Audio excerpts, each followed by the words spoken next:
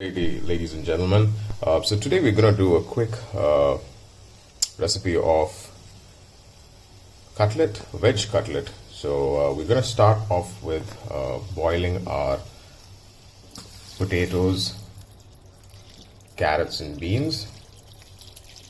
And so what I've got there are about 5 medium-sized potatoes, about 6 small carrots and a handful of green beans. So we're going to bring this to a boil. We're going to boil it for about 10 minutes and then we'll start making the cutlet mix. So you'll know when it's done, when the potato is fairly soft to a point where you would be able to just smash it with a fork. Yeah, so this is where you check after about 10 minutes to see that your veggies are really cooked well. So the next step is to ensure this is all drained out. Don't keep the veggies too long in the hot water. It tends to the veggies tend to absorb all of the water. So just as soon as you're done switching off the gas stove, just make sure it's strained and your veggies are properly cooked.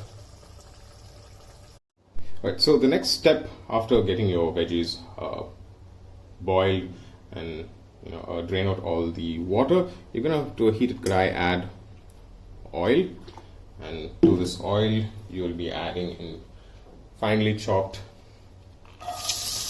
onions.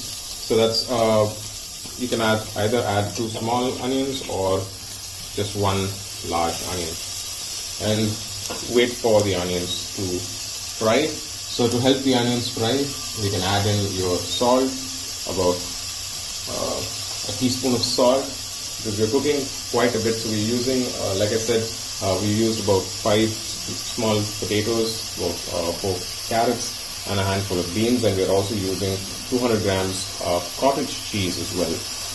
So wait for the onions to fry and we'll start adding in our next ingredients.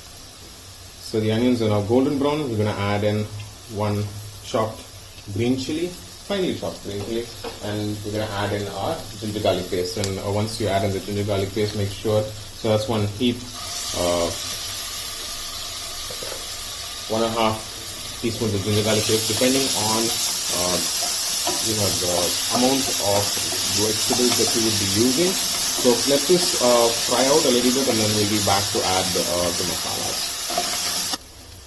Right, so we're quickly going to add in the masalas now. So it's about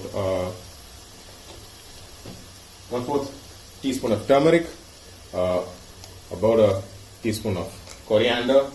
So we didn't put whole spices. You can put whole spices, but if in case someone gets the whole spice in the cutlet, they're not going to like it. So we are replacing that with garam masala. So a teaspoon of garam masala, and we're also going to add in a teaspoon of chili powder and just about maybe 1/4 of jeera or coriander jeera powder. So just wait for this to cook out nicely. Fry the masalas really well, and then all you got to do next is you can actually add in some water at this stage, just so you are able to cook the masalas out. So I'm going to add in a little water and cook the masala out for just about a minute or 2, not more than that.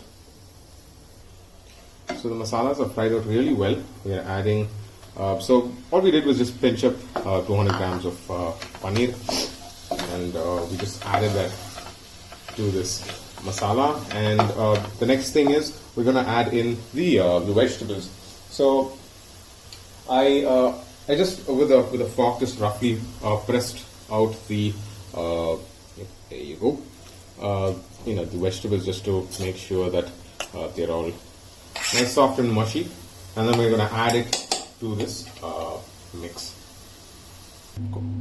So as you can see, the veggies are in. I'm adding some freshly chopped coriander to this, just to elevate the flavor a little bit. So this is your mix or your base to sort of get your cutlet mixed together. So just make sure you keep this on low flame when you're having this cooked out, because you don't want to burn the vegetables and paneer or the masalas, and also you want to make sure that this is not meaning the mix is not too watery. It has to be firm so that your cutlets come out really firm and nice. So yeah, this is the mix. We'll now be making those cutlets in various shapes, and you can use these as stuffings as well. So we'll also have a few stuffed with capsicum, and we'll have the regular cutlet base also used to make regular shaped cutlets. So yep, the base is ready. Next step is to just fry them.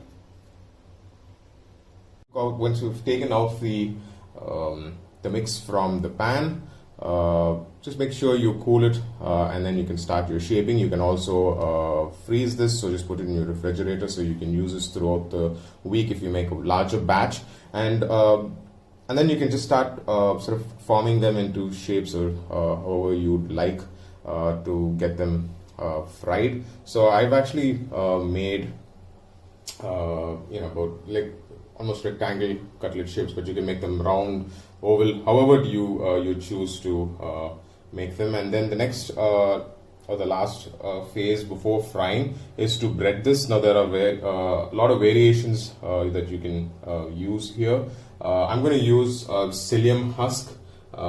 This is for the keto people, and there are also options that you can use your regular flour, which is wheat flour, or maida, your all-purpose flour. You can just put that with water and sort of roll your cutlets in there, and then put them in, roll them in breadcrumbs and fry it. But all I'm going to do is just sprinkle a little psyllium husk. So this is more so for the keto folks who would like who wouldn't like to use breadcrumbs. So all I'm going to do is just sprinkle a little on them. I'm not using wheat flour or atta. All I'm doing is, but if you're using breadcrumbs, you might want to use wheat flour, atta, or another option is eggs as well. And the next step is to just shallow fry them. You don't need to deep fry these. You just shallow fry them in a pan. Alright, so we are just going to shallow fry them. Put them quickly onto your pan, and let them fry for about, on medium flame, for about a minute and a half on each side, or until they are perfectly golden brown. Perfect. So as you can see, it's getting golden brown.